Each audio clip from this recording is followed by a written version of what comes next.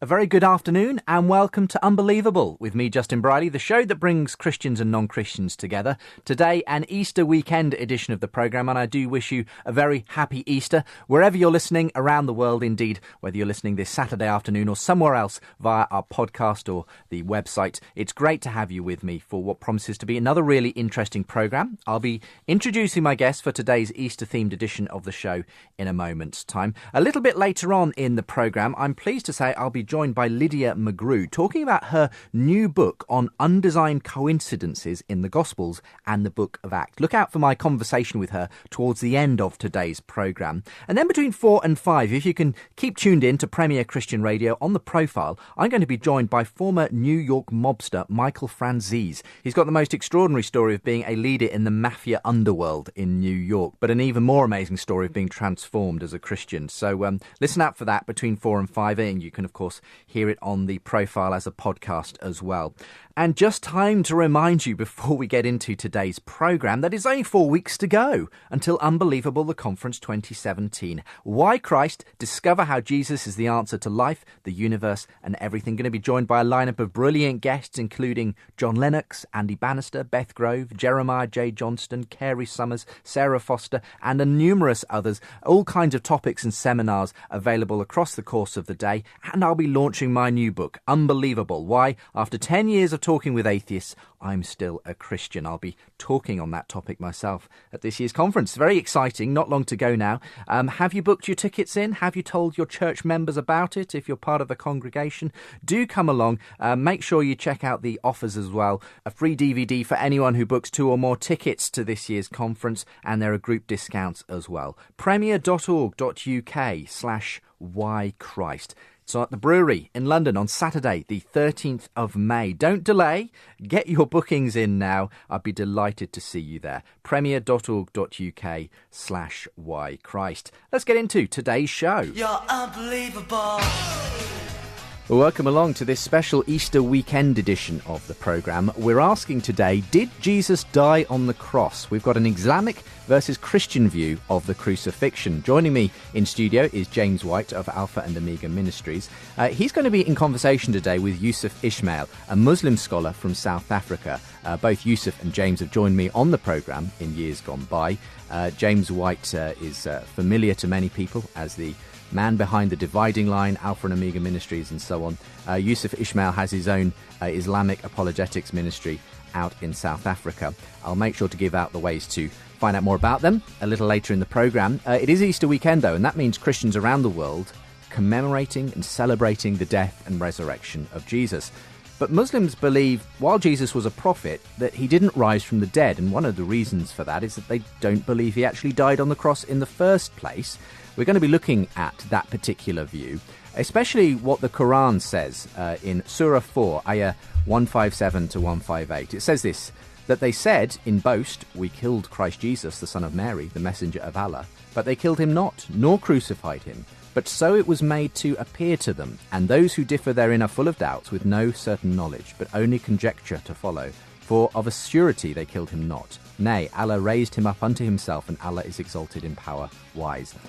So there are different Islamic approaches to interpreting these verses from the Quran, but Christian scholars say that denying the crucifixion of Christ goes not only against Christian doctrine, but the weight of historical evidence too. So this is an important issue, and we're going to be getting to the heart of it, because ultimately you can't have a resurrected Jesus without a crucified Jesus. So welcome to the programme, both Yusuf and James. Good to be here. Thank you, Justin, for the invite. Great to have you back on the line, Yusuf. Thanks for making time to be here. I'll come to you first, James, as a studio guest today. You've been doing debates with Muslims for a long time now, haven't you? Started in 2006, and in fact, one of my most favorite memories in debate was at the Juma Masjid in Durban with Yusuf Ismail a couple of years ago, and so I've been doing a lot of work down in South Africa, and in fact, Yusuf and I debated at Potchefstroom, well, now it's Northwest University in Potchefstroom, South Africa, on the transmission of the Quran and the New Testament. And little did I know that night that only a few years later I would be in the PhD program working on a PhD in New Testament textual criticism there at Potch. But that's pretty exciting. And so, yeah, there's a lot of dawah in South Africa because of the late Ahmed Deedat, who... Dawah being the Muslim term for evangelism, essentially. The Muslims have this one right, and that is they recognize that to call to Islam and to defend specific Islamic claims are the same thing. You can't do the one without the other. And so really, Dawah brings both of them together. And I think that rightly recognizes, especially in the day we live today, that you cannot make supernatural claims in a secular society without likewise providing a defense of those claims. So, but yeah, been doing a lot down there in South Africa, and that's how Yusuf and I know each other. These tend to be formal debates that you're involved in, James. What do you make of some of the guys who get together for the more informal style of debates down at Speaker's Corner here in London? You mean the yelling matches? No, You've never been tempted to go and take part?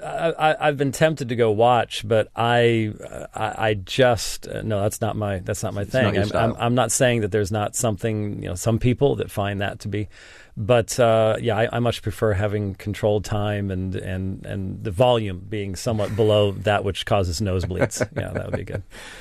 How do you generally find that Muslims at the debates that you're at react to the material you're presenting? Well, it's interesting. If the two people up front show respect for one another, and if the conversation is done in an attitude of mutual respect, the result is conversations between Christians and Muslims afterwards. If there's a lot of heat, a lot of rhetoric, you don't tend to get that. And so it really depends on who you're debating. And do you get criticism from Christians sometimes for the way you do your debates? Especially recently, I've taken a tremendous amount of heat for daring to engage in, for example, dialogues where you're not pulling the sword, but you're actually just trying to help explain the issues for everyone. For some people, that's just not. You're not allowed to do that. Because you should be preaching the gospel every time that Muslim says something. I should be finding a way to fire back. And obviously, I've written books on this subject. I mean, I imagine Yusuf probably finds it sort of infantile that anyone would think that I was compromising about something just because I want clarity in the discussion. But there are different attitudes, unfortunately, on both sides. There are Muslims, obviously, that don't think that I should be given the platforms that I've been given within their context. These are relatively unusual to have a platform in a mosque as a Christian to kind of make the claims of Christianity, and that's something you would welcome, obviously. Though. Oh yeah, very much so. And so I think recently I had some dialogues with Dr. Yasser Qadi. The first night was in a church, the second night was in the mosque, and it's funny that the Christians only focused on the night at the church and didn't appreciate the fact that in the mosque, Dr. Qadi is going, could you explain the Trinity to us? Why did Jesus have to die? Et cetera, et cetera. And it wasn't in a debate format. It was in a let's understand what the two sides are saying format. So, yeah. Yeah. Do you, Yusuf, have the same kind of approach to the value of debates and so on when it comes to the debates you've been involved in? Certainly debates are extremely productive and extremely important between both our communities. I think the problem arises when people believe that the only form of engagement between Christians and Muslims should be in a hostile, polemical fashion. More often than not, it's counterproductive. It becomes very much destructive. And I do agree that James did get a lot of heat recently in his discussions with Dr. Qadi. And I think also, to a certain extent, within Muslim community as well. Not too much of it here in South Africa. I mean, we've kind of come from the background of the historical, kind of trajectory of Ahmed Deedat, where debates and dialogues and discussions between Christians and Muslims have in common. But, in certain quarters and parts of the Muslim world, these kinds of engagements just simply do not happen. They're taboo. You won't, for example, have a Christian coming to a mosque or vice versa, a Muslim going to a church, and of course, giving forth his particular point of view. So I think it's important that we lay down the standard and become basically a practical model for both our communities, that we can certainly dialogue with each other, we can certainly disagree with each other, and we can be still mutually friendly and non-hostile to each other, and agree to disagree where we can come to a mutually compromised position. And I think it's important that we continue this discussions and continue these debates. They're extremely important, and they add a lot of value to society in terms of how we view each other. They break down a lot of the misconceptions, a lot of the misunderstandings that our communities have between each other. And the more we talk to each other, the more we debate and discuss and dialogue with each other, the more these barriers and bulwarks would, in a manner of speaking, fall aside. So it's quite important. I may add also that I probably debated James about 4 times. If you take into account that they were basically double debates in a sense, there will be a total of 8. So we've had a few discussions with James, and I certainly supported him in the recent dialogues that he had with Dr. Yasser Qadhi, and I can understand and appreciate the fact that he's had a lot of heat, a lot of criticism, a lot of it unwarranted from certain segments of Christian society who basically believe that the only way that you can engage with each other is to attack, to engage in polemics, and to basically abuse one another, which is totally unacceptable. Well, thank you very much for coming on this show to engage, and I'm glad to hear that we're going to have that kind of a discussion today as we debate this question of whether Jesus did or did not die on the cross. I'll be interested to hear how Yusuf parses this one. I think it's something you guys have also discussed in the past, but we're doing it in the conversational format of Unbelievable this afternoon. And if you're interested in getting in touch this Easter weekend and telling us what you think about this particular debate, then do email in. That's unbelievable@premier.org.uk.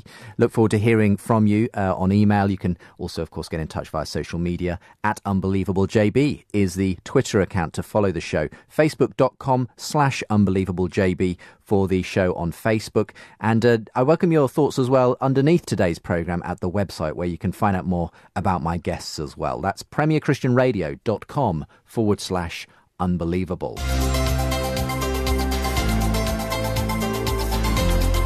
Unbelievable with Justin Brierley.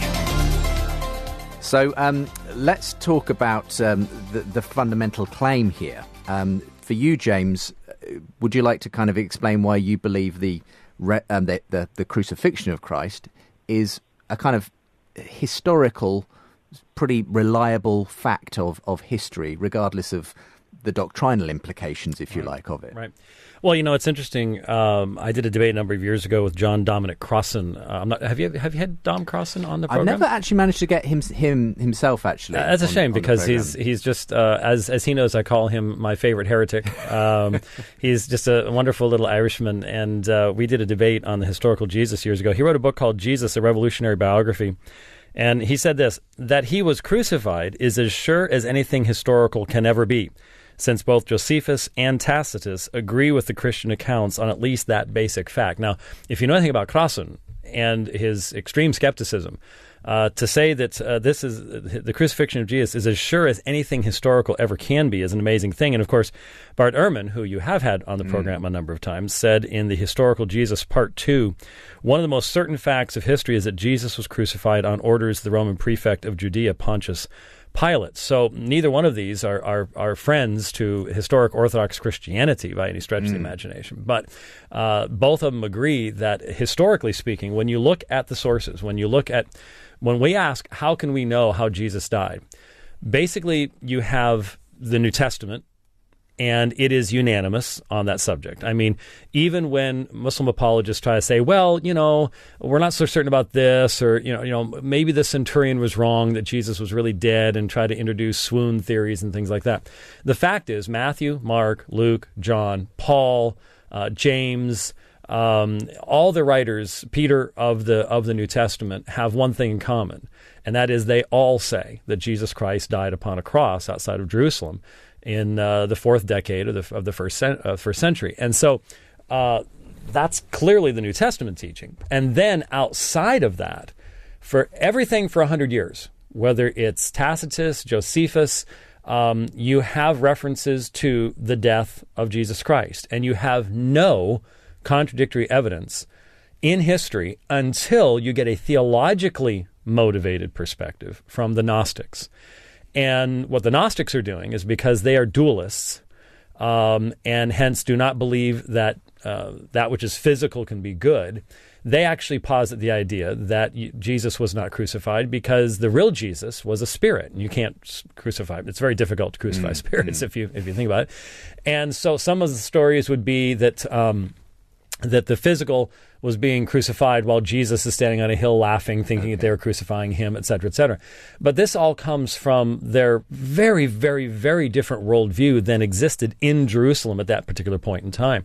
So when it comes to the historical evidence, when you look at Ignatius, when you look at Polycarp, you look at Clement of Rome, all the external Christian writings, the New Testament, and non-Christian writings, they're all united for 100 years that the crucifixion took place. And indeed, the crucifix itself became the symbol of Christianity very early on. Against given that it was a symbol of shame and horror in its day and age, it's an unusual thing for Christians to hold up as their central very much so. There are many people in Roman society that wouldn't even use the term to staurao, to crucify, because it was off color. It was such a horrible way to die. You don't even mention it. No. It was something that you didn't do in polite society. Okay, so there we go. A good starter for 10 from James. As far as he's concerned, the weight of New Testament documentation, writers, and historical evidence all point firmly in the direction of this being an unequivocal fact, really, of history, the crucifixion of Jesus Christ. So when you come to this as a Muslim, Yusuf, is it that you disagree with the historical aspects of this for various reasons, or is it that you just believe that what the Quran says has to, in the sense, override? Yeah, at a primary level, Justin, for many Muslims, and most Muslims, the belief in the non-death and non-crucifixion of Christ would be, fundamentally theologically motivated. However, as people who are involved in discussions and debates and scholarship on religion itself in general, we need to obviously also look at the historical evidence. And certainly when you look at the New Testament in itself, the question can be asked, is there any evidence for the fact, or can you basically see some degree of indication that Jesus was crucified? And the answer is obvious, of course you can. At the same time, I would argue that there may, in certain instances, not be consistency in the narratives. Insofar as the historical information is concerned, the historical record, what is quite interesting is that if you look at the first century, except one single paragraph, there are absolutely no surviving Roman records from the first century, or any Jewish records from that particular case that in fact support the account in the Christian Gospels, except one small little paragraph that is known by or written down by someone called Yusuf or Josephus in the year 93, where he was discussing the history of the Jews, which James in fact alluded to, when they were governed by Pontius Pilate. But what is quite interesting, and more particularly, if you look at the translation that arises, I think, out of the Luke Classical Library, the translation of that particular quotation, which sort of indicates that he mentions the crucifixion of Christ. What is quite interesting is that particular account, that writing by Josephus, and James should know this, and I presume you would obviously know this, since the 17th century, a lot of scholars, a lot of critics have basically challenged that particular report because the paragraph itself, in fact, seems to be too inherently Christian for a Jewish man, which Josephus was to have written. I mean, it, for example, describes Jesus as ho Christos, the Christ. Now, which Jew living in the first century or in AD 93, unless he was a Jewish Christian or a Christian, would basically concede that Jesus was a ho Christos? Who would concede that Jesus was the Messiah? And so who would thereby argue that, because you need to understand one thing, that from the Jewish perspective, if they succeeded in crucifying Jesus, then that would be proof on its own, would be proof of his imposture. The fact that this would basically confirm and validate their idea that he was an imposter, and so therefore they succeeded in crucifying him. God's truly anointed one will never be destroyed. So it doesn't make sense for Josephus, as a Jew, writing in AD 93, to, on the one hand, praise Christ as being the ho Christos, the Messiah, and on the other hand, stating that he's someone who performs surprising deeds. He can be called a wise man, if indeed one ought to call him a man. I mean, these particular points raise the issue that, and many scholars, I'm not saying this, have come to the conclusion that particular paragraph is not authentic. It was inserted possibly in the 3rd or 4th century. If you look, for example, in the early 90s, the noted scholar John Mayer, in his book 1991, A Marginal Jew, he basically came to the same conclusion, that the historicity of this particular paragraph is not authentic. And there are different schools of thought, I may add. There's one school of thought that would argue that this is entirely correct. Another school would argue that parts of it may be correct, and another school which denies it entirely. And I think the more consistent mainstream approach in scholarly circles is that this particular narrative is not entirely accurate. And so if you're talking about existing records outside the New Testament, you have absolutely nothing, with the exception of this. And then, of course, the annals of Tacitus in the second century. Before we come back to James, I mean, so you're questioning, first of all, the record in Josephus, obviously, and whether that was doctored by Christians, and can we therefore trust the reference to the crucifixion and so on. I mean, and I'll ask you to be brief here so James can come back. What about the New Testament records themselves? What is your reason for not trusting their unified account that Jesus was crucified? The problem is I don't see consistency in the narrative. Certainly there's an indication about Jesus dying and rising on the third day and so-called prophecies, but you don't see consistency in the narrative on a number of issues, on a whole range of issues. I'll just give you one example, for example. And I think we may have discussed this on your program before. I'm not so sure. I can't recall. It's been so many years ago. In Mark's Gospel, for example, we're told that, I think in Mark chapter 15, Jesus is crucified at 9 o'clock in the morning. That's on the day of Passover, the morning after the Passover meal was eaten. That's the narrative when Jesus was in fact crucified.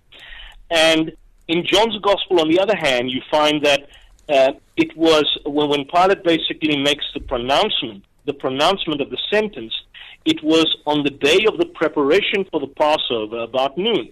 And the question we need to ask, just on that point alone, is that if the sentence is pronounced at noon on the day of the preparation of Passover, the day of that the lambs were slaughtered in John's Gospel, question is, how can that be? Because in Mark's Gospel, Jesus, in fact, lived for that day. He had his disciples prepare the Passover meal. He ate it with them before being arrested, take him to jail, but not in John. In John, Jesus dies a day earlier on the day of the preparation of the Passover. Now, that's one amongst a whole host of issues. We'll come back to that specific issue, and if you don't mind me transferring now to James, because there's a couple of issues to pick up there, and I'm sure we'll want to discuss them a bit further. So let's return to Josephus first.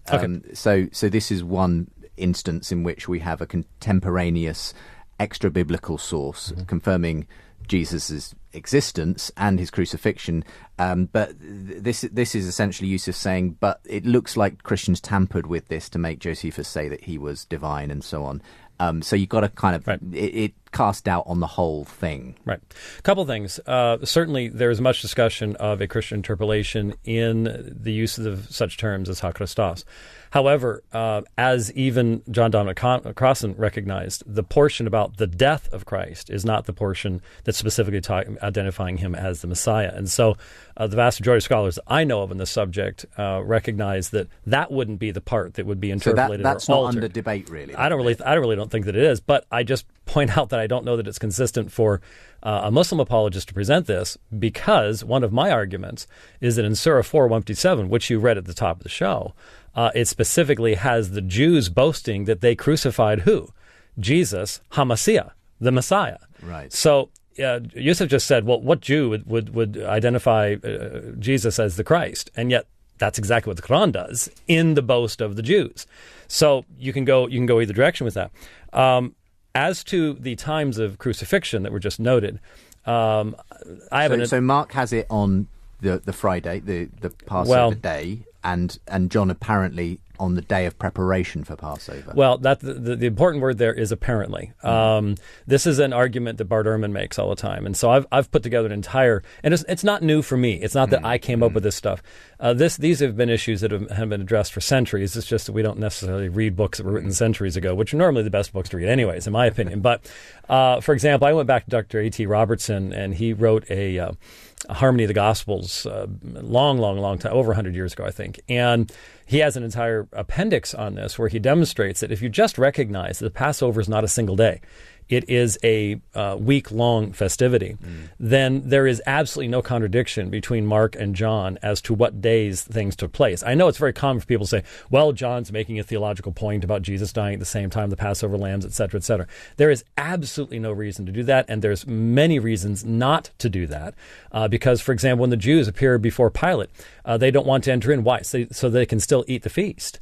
And it's during the course of the week. It's not just that one day. So in reality, there is no contradiction between John and the Synoptic Gospels if you recognize that Passover is not a single day, but it's a lengthy celebration. So I don't see inconsistencies here. But once again, what I want to emphasize to Yusuf is it's plainly the intention of both Matthew and John to say that Jesus died upon a cross. There is nothing about the idea of someone else being substituted for him, even though that's not, we don't even, here's a problem. We're basing this discussion on 40 Arabic words that were written over 600 years later, 700 miles away in a completely different language by someone who had absolutely no access to the original sources whatsoever. And so given that book, actually, in Surah 355 and 1933, both refer naturally to the death of Jesus. The question is, how can we know even what Surah 4, 157 is actually attempting to say? Might it just be saying that the Jews didn't kill Jesus, but the Romans did? And that there's an empty boast on the part of the Jews? And given that there's no hadith commentary on Surah 4, 157, it's up to, who do you accept? There's lots of different interpretations. There's many Muslims in the world that believe that Simon Cyrene was put upon the cross. There's many others that believe Judas was put upon the cross. It doesn't say. Many just say, Allahu Alam, God knows. But the point is, it's not a clear and compelling text to begin with. And we're going to come to the end of this segment shortly, Yusuf. But I'd just be interested, before we come back to the arguments over the historicity of this, what you do think personally, what opinion you take on what happened on the cross. Was there someone else who was made to look like Jesus who was crucified? Do you go down the route of people like the names of Shabir Ali, who say he swooned, and that's what it means by he didn't die on the cross? It means he literally didn't die on the cross. What's your actual theory about what was going on, if there was some crucifixion happening at that time?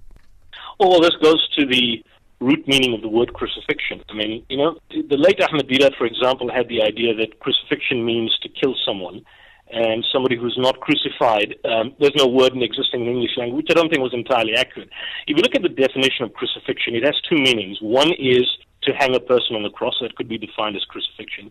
The other is to kill a person by hanging him on the cross, or by impaling him on the cross. Now, if you look at the Quranic verse, or the usage of the Arabic terms, and James, as I understand, is studying Arabic or knows a bit of Arabic.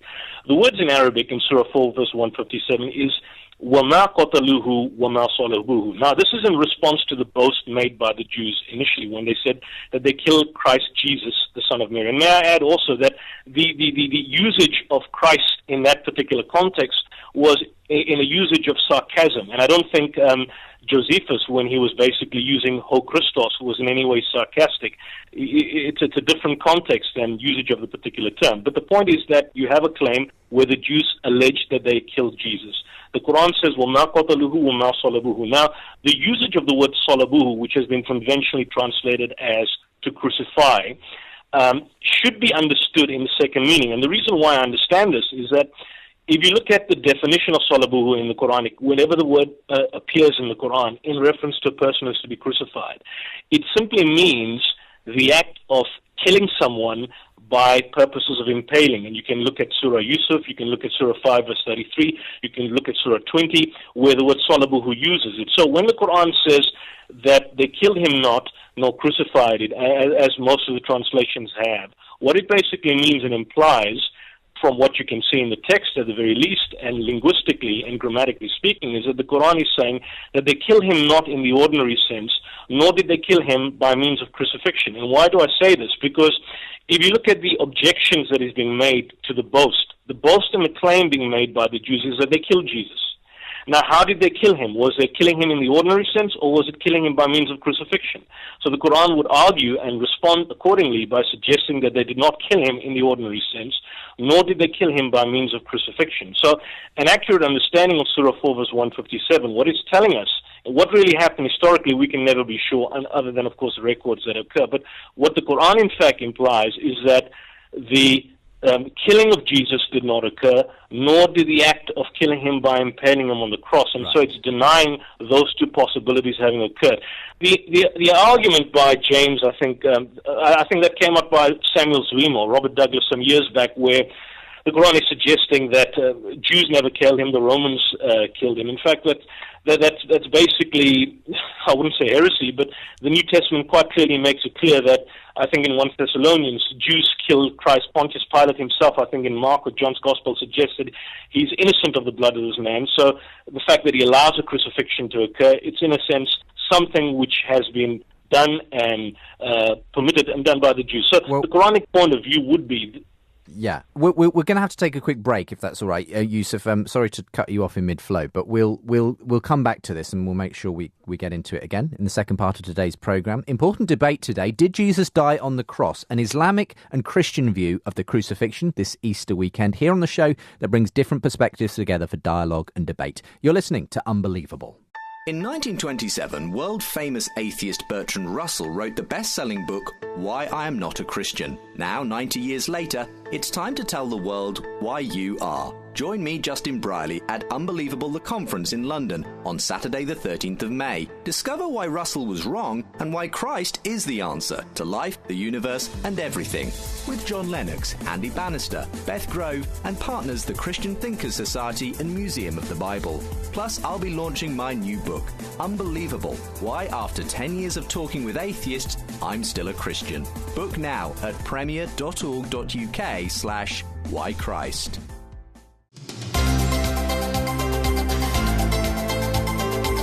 You're listening to Unbelievable on Premier Christian Radio. Welcome back to today's programme and this special Easter edition of Unbelievable. We're turning to the crucifixion. We often talk about the resurrection. We do debates on that quite frequently, not just at Easter.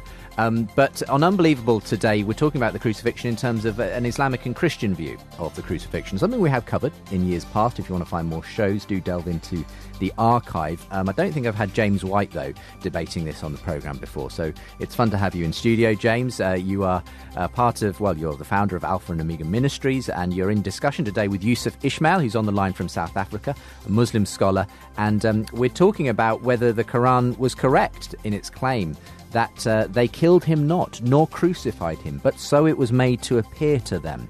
And this means that Muslims deny that Jesus was killed by crucifixion. James White says that goes against the entire weight of historical evidence, and he believes that it's purely from theological motives that Muslims would hold to this particular view. James, before we come back to Yusuf to continue to defend the Quranic view of this, this is a stumbling block in many ways for Muslims, the crucifixion. Do you think the reason why Muhammad and Muslims generally don't want Jesus to be crucified is because that's in some way not the way a prophet should meet their end and that sort of thing? What's the motivation, as far as you're concerned, for this particular passage in the Quran? I don't know the motivation for the origin and source of Surah 4, 1-7, because, especially from a historical perspective, given that there is no commentary, when you read the Hadith literature, and you read all of Sahih al-Bukhari, Sahih Muslim, there is commentary on many verses in the Quran, but this one just hangs there. There's no commentary on it. And that raises a lot of issues because, as I said, when you look at Surah 1933 and Surah 355, there seems to be naturally references to Jesus' death. In Surah 19, when it talks about Jesus' death, it uses the exact same language about John the Baptist's death. Now, we know John the Baptist was beheaded, and that's a 100% effective means of execution. So, it seems pretty obvious that's the language, and yet it becomes reinterpreted because of these 40 Arabic words where we don't have any historical context and because there is confusion as to what's being said. It's specifically about the Jews. It's specifically about their boast. And not only does it say they did not kill him, nor did they crucify him, but it was made to appear to them. Look, there's all sorts of theories as to what that means. And I'm hoping that when Yusuf comes back, he'll tell us what he thinks that means, whether he holds the, I would say the majority view amongst Muslims, that someone else was put upon the cross. Westernized Muslims don't tend to necessarily go there and use the substitution theory. They just simply say, well, Allahu Alam, God knows. I'm not really certain. It doesn't say. But the point is that it says, of a certainty, they killed him not. And then it asserts uncertainty on the part of Christians who say otherwise. So there is a polemic or apologetic element to this. Now, in my experience of talking to Muslims, many of them do exactly what you just said and said, look, I don't understand how you Christians can believe this, because how a prophet dies is directly relevant to Allah's love for that prophet and so on and so forth. And this is why I very strongly encourage Christians, when you have dialogues with Muslims, you have to emphasize what the New Testament itself says. Jesus said, no one takes my life from me. I give it of my own accord. I have authority to lay it down. I have authority to take it back up again. This commandment I've received from the Father. So it is important for Christians to know how to express the fact that this has nothing to do with God showing disrespect for Jesus. This was, in fact, the Father and the Son and the Spirit's united effort. This was their choice. And so the voluntariness of the giving of Christ, I emphasize that a lot when I have dialogues on this particular subject. I don't know whether you want to address, Yusuf, before we come back to the issues of the historicity, the thing of what kind of motivation is behind, whether there is any motivation, regarding the way a prophet should die when it comes to a revered prophet like Jesus in Islam. Do you find that whether or not the Quran had claimed that Jesus died on the cross or not, that the crucifixion itself is an improper way for a prophet of Islam to meet their end? Yeah, look, just to address two things. Firstly, from the Quranic point of view, some commentators have taken that particular view that crucifixion was a particularly heinous, despicable act whereby the victim would effectively be naked on the cross, totally naked. I know many Christian artists draw a loincloth, but they would be humiliated publicly, and so they would argue that God would not allow his truly anointed one, or the Messiah, or a prophet of God, to be humiliated in such a fashion. However, the other verses of the Quran, which in fact indicate that prophets have been killed, or that they have been slain by people whom the prophets have been basically sent. So that's not a specifically strong theological point that these people would appeal to if they're saying, well, look, being placed on the cross effectively is something that could not happen in the first place. So I don't think that's basically so. Now, coming back to the point raised by James on the discrepancy in Mark 15:25 and John 19:14, I don't actually think that the discrepancy can be reconciled, because if you look at how people and apologists have addressed this over the years, some have pointed out that Mark indicates that Jesus died on the day that is called the day of the preparation, Mark 15:42. That's obviously true. But what they fail also to notice is that in Mark's gospel, he tells us specifically what he means by that phrase. And he says that it is a day of preparation for the Sabbath, not the day of preparation for the Passover. In other words, in Mark's gospel, that's not the day before the Passover meal was eaten, but the day before the Sabbath, and it's called a preparation because one had to obviously prepare meals for Saturday on Friday afternoons.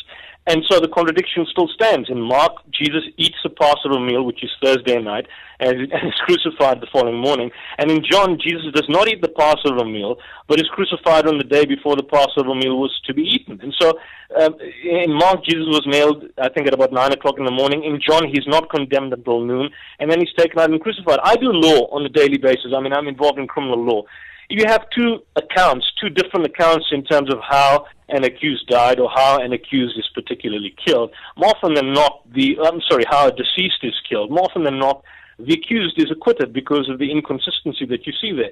And here's a clear, direct inconsistency which cannot be reconciled, despite how much you may assume or want to twist the narrative in order to put forth a particular point. It's quite clear that John wanted to make a certain theological point. But now coming to the issue raised by James on the fact that there are 40 Arabic words in the Quran. Now, the issue is this, and I think Shabir Ali also mentioned this some years back in his debate with you at Biola University, I think, that if the verse in the Quran did not state that Jesus was not killed by crucifixion, would we still debate on whether or not Jesus died at the time that the Gospels say he did? And my particular point is that even if that verse of the Quran did not exist, then the issue is that the failure of the Gospels to present a convincing evidence that Jesus was really dead to begin with is not basically there. And what you find even more problematic is that Paul compounded the problem. He declares that Jesus dies as a curse for us, which means that he is admitting that Jesus died under the curse of God. And the question we need to now ask is that what reason do we have to believe that God would want to then vindicate a person who died under his curse? None. Atheists would have none. A believer would have no reason to believe that God would want to vindicate a person. And so if anyone says that an accursed person actually came back to life after he was once dead and so he's therefore vindicated by God, then we need to basically examine the particular records. Now, it may be clear that the records may kind of indicate that Jesus possibly died, but when you then look at the fact that someone then claims he rises from the dead, well, then you need to know, does the person basically have a vested interest? Because when, for example, Paul would affirm that Jesus rose from the dead, should there not be some degree of caution about his testimony? Because he would have a vested interest in seeing Jesus vindicated from being a curse. So the need arises for someone to prove that Jesus really rose from the dead. And from that, you basically see that it's necessary to prove in the first place that Jesus was really dead. And when you look at the entire narrative of the post-crucifixion appearances, even the appearances to the 500, which is inherently problematic, I may add, although many apologists cite that as a strong evidence. When you look at all these particular issues, then you see that there are fundamental problems. Now, if Jesus did not die an accursed death, then there's no problem in believing in him. But if we, for example, go with Paul's view that Jesus died under the curse of God, then what need would Muslims have to even believe in him in the first place? So for Muslims to believe in Jesus, the best way would be to encourage them in continuing to believe in the Quranic text. And with or without the 40 Arabic words, you simply have a situation that there is no consistency in the narratives in the New Testament, which in fact indicate convincingly that Jesus in fact died, was crucified. And a number of issues that one can raise. The example in Mark and John was just one amongst many. Well, I mean, you have raised a number of issues there, and we'll try and tackle them one at a time and sort of counter them on my hands. Firstly, that you think there is still this issue between Mark and John's account and so on, that we'll come to that, that you could just ignore, effectively, these 40 Arabic words. You've still got problems as far as Yusuf's concerned with the accounts. And then raised this extra issue of Paul describing Jesus as dying under a curse. And I'm not sure I completely follow the logic, but maybe James can pick it up as to why that then means that Paul has this duty to try and establish he really died so that he rose again to kind of vindicate him and so on. So you take those in any order you like. It would be the idea of vindication at that point. But starting with the verse, look, the word preparation day is the word for Friday in the Greek language. If you ask a Greek-speaking person today, it's paraskue, and that's the day for Friday. And that's when John says it happened. John has him eating the Passover meal.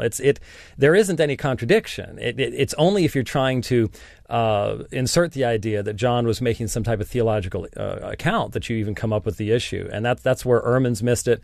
If you just simply put the text side by side, John is incredibly consistent with the Synoptic Gospels. There really isn't any issue there at all. Just run this for me again, because I'm not sure I'm completely tracking with this. But is the idea that in Mark's account, Jesus eats the Passover meal on the Thursday night and then gets crucified on the Friday, whereas in John, it all happens on the Friday? What's the... No, I mean, look what happens in John chapter 13 when Judas is dismissed. What are they doing? They're eating the Passover meal. So, look, it would probably be a lot easier to put up a presentation and put the things in parallel with one another. So people, this is I taught through the Synoptic Gospels for over 9 years. And we went through all of this in that. And I do believe you can go online and find my presentation where I go. It's called Ehrman's Errors. Okay. And I go through and provide an entire keynote address where I address it. But it's difficult to do on radio because you have to sort of lay things out and be able to say, well, look at this, compare this, so on and so forth. But I did want to address, because it is a common understanding, it's certainly something Yusuf says a lot, this idea that Jesus could not have died under a curse. Look, this is plainly not only the teaching of Paul, it's found in the book of Hebrews, which may have been written by Paul. We don't know. It's anonymous work. But the point is that even when you look at, for example, the picture in the book of Revelation, when Jesus is seen in the heavenlies, what's he represented as? A lamb standing as if slain. And so what were all of the sacrifices? But they were taking the place of, taking the force of the curse upon the one for whom they're substituting. And so the important thing, again, is when it says, well, we would have no reason to believe in him as a prophet if he died under God's curse. If it was the purpose of both the Father and the Son to do this. This is God in the person of his Son taking on the curse of his own law to vindicate that law and to provide redemption for those who are in Christ Jesus. Then it's not only non-contradictory, it is harmonious throughout what Jesus said, that he's come to give his life a ransom for many, the angelic testimony that he'll be called Jesus because he'll save his people from their sins. So in other words, you're going to the beginning of Matthew, to the end of Matthew, all of Luke, all of Mark. They're all giving us the exact same story. And theologically speaking, it's only if you back-read Islamic concepts into the New Testament that you create these issues. And that's an anachronistic thing. And I would just simply point out the Quran itself in Surah 5, verse ayat 44 through 48, presents the argument that God sent the Torah to Moses, the Injil to Jesus, and the Quran to Muhammad. And so, since there is such a deep intimacy between Old and New Testament, I mean, the New Testament is constantly quoting from the Old, assumes you have an understanding of these things, so on and so forth, then if the Quran is from the same God, then there wouldn't be these fundamental misunderstandings of the purposes that are laid out in the Injil for what Jesus did. My biggest concern, and what I've expressed to Yusuf more than once, and I do in my presentations, is Muslims tell us that Muhammad was illiterate, that he was not a man of letters, that he could not read. Well, whether that's true or not, we don't really know. I think his business dealings would have required some level of literacy. But the fact is, we don't have any documents that demonstrate that the New Testament or Old Testament had actually been translated in full into Arabic until at least 150 years after the time of Muhammad. So the reality is he did not have access to almost anything but an oral recounting of what's found in the text of the New Testament. And I simply see no evidence whatsoever that whoever wrote the words of Surah 4, 157 had any direct knowledge of what any of the Gospels, let alone the Synoptics versus John versus then the epistolary literature. Paul's even earlier, and the crucifixion is central to that, and et cetera, et cetera. I have no evidence that the author of these 40 Arabic words had any knowledge of these things. And so it's strange to me that the Quran can on one side say, oh, there's light and guidance. These things have been nazzal. They've been sent down by God. And yet when it comes to this one issue, there's this massive break with no explanation. And the words are still are very unclear. What do you say in response to that idea, Yusuf, that whoever wrote these 40 Arabic words in Surah 4, they just simply wouldn't have had access to the best, earliest attestations of what happened at the crucifixion. They're kind of writing in a vacuum almost in that sense, because they will be depending on very much kind of an oral, possibly garbled kind of version of what did happen. From a purely naturalistic point of view, you could argue that it's written in a vacuum. From the Muslim point of view, we would argue that it's revelation, and so there's no need for any access to any previous material that may have been written down. Having said that, I think, I find an inconsistency in many Christian apologists where, on the one hand, they would submit that the Quran, in fact, recognizes the gospel as light. In fact, the Quran defines what the gospel and what the Torah is. In Surah 5, verse 44, 46, it clearly articulates that we sent Jesus, the son of Mary, confirming the law that came before him. We sent him the gospel. So from the Quranic perspective, the gospel was very much something which was revealed to Christ, not a biographical account that is written about him by anonymous people decades later. And so it's not the same thing when you're basically speaking about the Quran saying, recognizing the gospel. It's recognizing that one. The Injil is not the New Testament. The Injil is that revelation given to Jesus. And so from the Muslim perspective, we would argue that this is a revelation directly from God. we would have no garbled. There's absolutely no historical precedent prior to the Quran where you have a verse like this coming out so explicitly. And so, from a Muslim point of view or an Islamic position, this would be God Himself taking a corrective approach and correcting something which was inherently problematic and inherently wrong in terms of what happened in history. But now when we look back at history and when we look back at the historical records, we see that there are certain, for example, problems. Note the Quran says it was made to appear so unto them. In other words, indicating that there's an element of doubt that is concerning the particular crucifixion. And modern scholars, I mean, more particularly, James would know this, he's probably faced his arguments many times. People like Raymond Brown in his 2-volume work, Death of the Messiah, for example, when he speaks about the amazement and the doubt on the part of Pontius Pilate, he basically asks the obvious question: why is it that the earliest account, the Markan account of Pilate, when first requested to release the crucified body of Jesus for burial, he expresses doubt, just like the Quran says it made to appear unto them that Jesus died so soon. And yet Luke and Matthew make no mention of this. And then I often get the response by many people that where they say, well, like Jesus underwent a severe form of flagellation and torture, and so that's probably one of the factors which contributed to him dying so quickly. But the problem is that Pontius Pilate would have known about that. He would have known about that, yet when he releases the crucified body of Jesus, he expresses amazement and doubt that Jesus could have probably died at such an early point in time. And yet that doubt is removed from Matthew's account, it's omitted from Luke's account, and interestingly enough, in John's Gospel, the very last Gospel, you have the introduction of the spear thrust, which is non-existent in any of the previous Gospels. So what is basically going on here?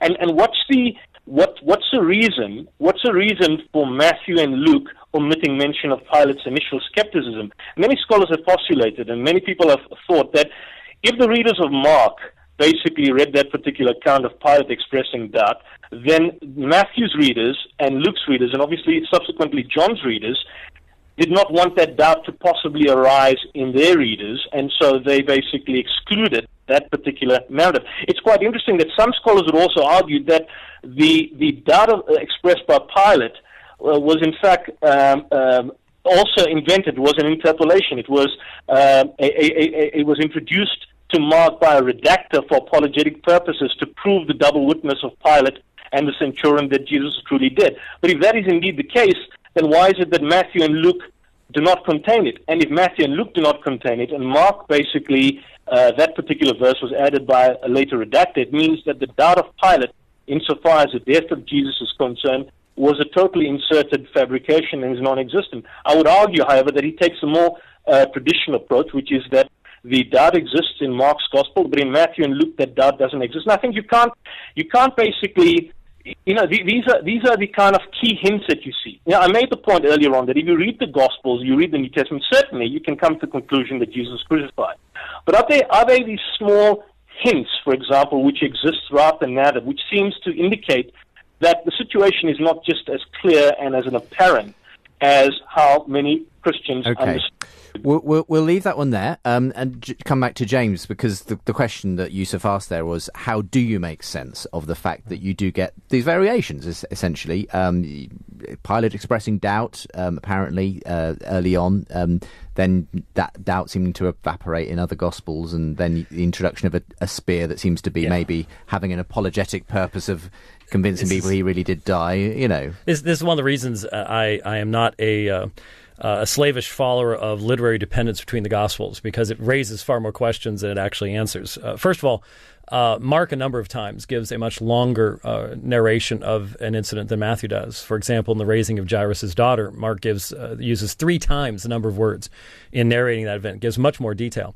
So in this instance, Mark has chosen to give much more detail, and he wants to introduce the issue of the centurion. The centurion, of course, is not only an accomplished Roman soldier, but a centurion would know what death looks like, and he would know how to test for death. And if he were to testify that someone was dead and they weren't, his own life would be forfeit in the process. And so why did Jesus die faster? Because he was in control of the situation. He said, I give my life. He gave up his own spirit. It wasn't just a naturalistic process, but he's in control of this. And so the idea of a redactor, adding these things, there's absolutely no documentary evidence of any type of textual tampering in regards to this particular passage or anything along those lines. And so there's no reason to go into all of that. And there's no reason to try to mind read Matthew, Mark, Luke and say, well, Matthew was concerned that someone might think this or someone think that. It's real easy to engage in that type of activity, but it is that. It's ancient mind reading, which doesn't make any sense. The reality is Mark frequently will use longer. Now, that means he doesn't contain nearly as much as Matthew does as far as number of stories. But when he does tell specific stories, he's almost always longer than Matthew is in his relating those particular stories, and he includes the information about the centurion. It doesn't mean they were taking something out any more than Matthew was taking out the woman who touched the robe of Jesus' garment. You have to choose how much time you're going to spend in narrating anything. That's just simply allowing the authors to speak for themselves. And it doesn't introduce this level of doubt and skepticism that Yusuf obviously feels it does. I think that level of doubt and skepticism primarily comes from 40 Arabic words 600 years later, which takes me back to something that was said, and that was in interpreting Surah 547. Surah 544 and following, Yusuf said, well, look, it's the Injil isn't the Gospels, things like that. Except the Quran says right there, let the Al-Injil, the people of the Gospel, judge by what Allah has revealed therein, and whoever does not judge by what Allah has revealed, then it is those who are defiantly disobedient. How could the Christians who lived in Muhammad's day obey Surah 547? If they didn't have the Injil. The Injil, as in whatever it's talking about. Yeah. It's defining it. It's right afterwards. And the point is, Christians have never believed, Christians have always believed that the gospel has been given to us. It is a message that is contained in numerous books, not just the narratives of Matthew, Mark, Luke, and John, but it's found in 1 Corinthians chapter 15, verse 1, and so on and so forth. And so, again, we have to raise the question, Yusuf has to begin from the foundation that, well, whatever it is, these words in Surah 5 are the lens through which we are now going to look back at the New Testament. But we as Christians have to go, but don't, if you're the alleged final revelation, shouldn't there be consistency between you and what came before you? We're going to go to another break, and we'll be back with Yusuf Ismail, who is our Muslim contributor on Unbelievable this afternoon. James White is our Christian guest on the show, and we're talking about the crucifixion of Christ this Easter weekend. Did he die on the cross? The Quran claims no, and we've been hearing from Yusuf why he defends that particular claim, and James White of Alpha and Omega Ministries why he believes that Muslims are mistaken in following the Quran in this one. We'll be back in just a moment. Read all about it. God Delusion books withdrawn from sale following Richard Dawkins' conversion. Only kidding. In our April edition of Premier Christianity magazine, we look at fake news, alternative facts, and how Christians should act in a post-truth society. Plus, we speak to best-selling DJ Moby about how a skinny teetotal vegan with a Christian faith conquered the world of dance music. Dr. Calvin Samuel looks at slavery in the Bible, and 3 female converts from atheism tell their story of walking in the footsteps of C.S. Lewis. All that plus much more. Get a free copy at premierchristianity.com/free sample. Welcome back to the final part of today's Unbelievable. I'm Justin Briley, and this is the show that brings Christians and non-Christians together for conversations that matter week in and week out here on Premier Christian Radio as part of Faith Explored and around the world via our website and podcast. Many thousands of people download the show every week that way. Do join them. Check out the website. All the associated links, features, articles and videos at premierchristianradio.com/unbelievable.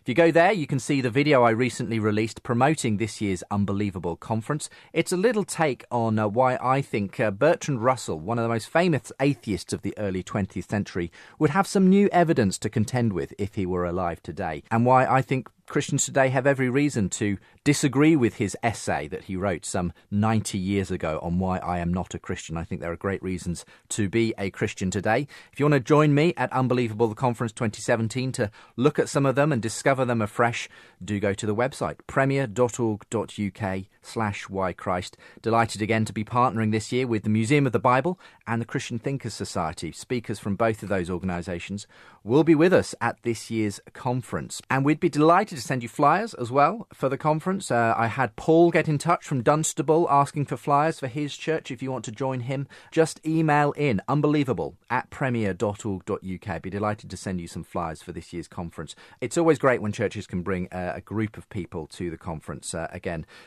ticketing options available as well from the website, premier.org.uk/whychrist. Still to come a little later on in the programme, Lydia McGrew is going to be joining me. I'll be chatting to her about her new book on undesigned coincidences in the Gospels and the Book of Acts. We'll be focusing actually on her evidence for why the Book of Acts is historically reliable. If you're coming back to the show next week, James White is going to be returning. And 500 years on from the Reformation, this is the 500th year anniversary of the Reformation when Martin Luther nailed those theses to the door of the church in Wittenberg. He's going to be debating whether that was a good or a bad thing for the church with Catholic Peter D. Williams. And if you've ever heard them in debate before on Unbelievable, you know you're in for a real treat. In fact, they're going to be debating together in person in London on Monday the 15th of May. I'll be giving you more details about that on next week's programme. But that's something to look forward to on next week's show, that debate between Peter D. Williams and James White. Right now, time to get into the final part of today's discussion. You're listening to Unbelievable on Premier Christian Radio. Well, as we conclude our discussion on the crucifixion of Jesus today, we've been looking at a Muslim and Christian view of that. Many people, I think, outside of apologetics and theology circles, often unaware that the Quran makes a very specific claim about Jesus' death that impacts the whole view of Jesus, really, that Jesus did not die on the cross. And we've been looking at those 40 Arabic words, as James White, one of my guests, talks of them in the Quran, Surah 4, Ayah 157. They said in boast, "We killed Christ Jesus, the Son of Mary, the Messenger of Allah, but they killed him not, nor crucified him, but so it was made to appear to them." And this has been the basis of our discussion, gentlemen, with Yusuf Ismail, who's a Muslim scholar from South Africa, on the line today. Because, James, I guess the fundamental thing, perhaps just before we come back to Yusuf, is why in the end does this matter? What's at stake for you? Why this particular issue important when it comes to your dialogue with Muslims? Well, it's one of the three primary barriers to presenting the gospel to Muslims. The first is the idea that what we're asking people to do is commit shirk in our belief in the deity of Christ. The second is this issue. Without the crucifixion, you don't have the resurrection, you don't have redemption, you have no reason to be believing in Jesus in regards to salvation. And then the third is the idea of the corruption of the Bible that has become so predominant in the mind of Muslims, especially since a book that Yusuf knows well, it's al-Haq, which influenced Ahmed Didat very, very much. And if the Quran is wrong on this, which is kind of the claim you're implicitly making, obviously, that obviously itself has repercussions for the Muslim view. Certainly. I mean, obviously, my desire as a Muslim look at the historical information and go, wow, these 40 Arabic words don't seem to line up with history. And if God is a God of truth, one of the 99 beautiful names is God is truth, then how do I fit all this together? I know, for instance, that Nabil Qureshi, I know that it was debates around this issue that were a turning point in him reassessing the evidence for Christianity over Islam and that sort of thing. But I guess in a similar way for you, Yusuf, confirming that the Quran has this correct is very important for you as well. You believe the Quran is inerrant, infallible in the way that James would view the Christian scriptures in the same way. But for you, the Quran has to be right on this. Is that correct? Well, yes, the Quran, from the Muslim perspective, the Quran is basically revelation from God and would be taking a corrective approach to something which was incorrect. And certainly if the Quran is correct on this particular score, then there would obviously be implications for Christianity likewise, and of course vice versa. Just coming back quickly to the point that James made in my previous discussion, he spoke about in response to the omission by Matthew and Luke, and I think this is quite critical. He raised the issue of Jairus' daughter, but he mentioned in the debate previously that in the gospel narratives themselves, and certainly in terms of how, if you read in a parallel fashion, how certain stories occur, you find in certain instances there's a telescoping. In other words, one particular writer will not basically give the entire length and breadth and the detail. They'll telescope what was probably written in the previous. And I think the same can be said possibly for Jairus' daughter. But if you look at this particular strata of information, the doubt of Pilate. The question is that Matthew and Luke were said to have been writing this independently. And what basically, or how could they have independently been led to omit this particular passage? And if you look at Raymond Brown's book, for example, he begins to answer this particular question with an observation of a similar omission made of two verses that occurred, I think, in Mark's Gospel, of the story of the young man who fled naked from the scene of Jesus' arrest. Some would say it's Peter. And then he goes on to write in his book that each evangelist, meaning subsequently, found the scene too scandalous a portrait of a disciple to retain. And in the present case about Pilate's surprise, most scholars hold that the two verses were added by a later redactor, contend that the addition was for apologetic purposes to show that Jesus was truly dead. But Brown obviously takes the other position that it was there, and the other writers subsequently removed it because of the fact that their readers may possibly have the same doubt that Pilate himself had. But that's just one aspect. That's one aspect amongst many. I mean, for example, look at Luke's account and look at the disciples in the upper room. This is very famous. James knows this. When Jesus appears in the upper room, I think Luke 24:36, and he comes to 11 grown men, or I think 12 grown men, or 11 or 10, depending what the numbers may vary, we are told that the disciples were terrified. They were not eyewitnesses as such. Yet one woman, Mary Magdalene, when she goes to the tomb to look for Jesus, she's not afraid. Now, what does one make of this kind of behavioral pattern of people? That the disciples of Christ, grown men, Jesus comes to them and they're afraid, yet one woman who basically goes to search out Jesus is not afraid, but rather is disappointed on not being able to find Jesus, and in fact mistakens him for a gardener. What do you make of this, and what are the implications? And if you look at Luke's narrative, for example, I haven't seen the whole debate, but I think James recently did a debate in South Africa on the same particular point.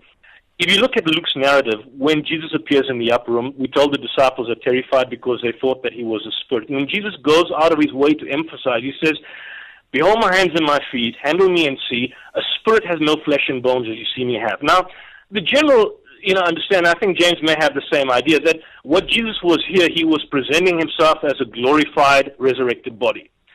But if you look at the implications of his statement, when Jesus tells frightened disciples, Mary Magdalene was not frightened, they were frightened, that a spirit has no flesh and bones as you see me have, surely there's an implication behind what he's saying. Is he simply alluding to the fact that look at the wounds or the crucifixion wounds in my hand, look at the fact that I'm now come back as a glorified, resurrected body? What's the implications when he goes out of his way to hint in the post-crucifixion appearance that a spirit has no flesh and bones as you see me have? What's the implication of that? Was he alluding to the fact that he had now been resurrected as a glorified body, or was he now indicating something else? Because the disciples are terrified and he's presenting himself. And many would argue, and I think the late Ahmed Didat uses I won't say many of his arguments are necessarily sound, but he uses as a telling point, as a telling reference, that is this perhaps an indication that Jesus himself had survived this ordeal, and here he was presenting himself as an individual human with flesh and bone, not a spirit, not someone that they assumed. And when you contrast that, and this is important, Justin, when you contrast that with Mary Magdalene going to the tomb and coming across Jesus, what's her reaction? What's her response? Why does she go to the tomb in the first place? Why does she mistaken him for a gardener? Why does she go to anoint him? Why does she get disappointed when she does not basically recognize him? These are issues that no amount of apologetic. Well, you've raised a lot of interesting issues there. Many issues that. Yeah, we're going to have to leave it here, and I'll just ask James to maybe wrap up for us. I don't know if you wanted to respond to anything that. I would simply say everything was just raised.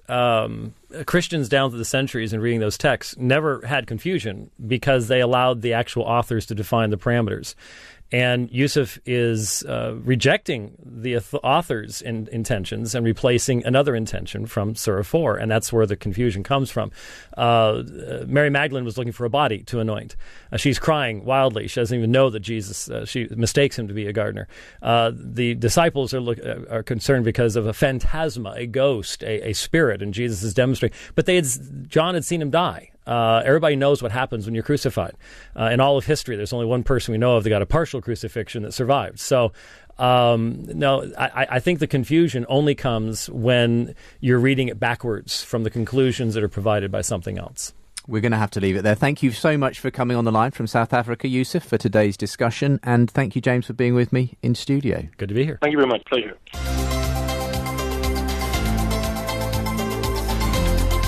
Unbelievable with Justin Brierley.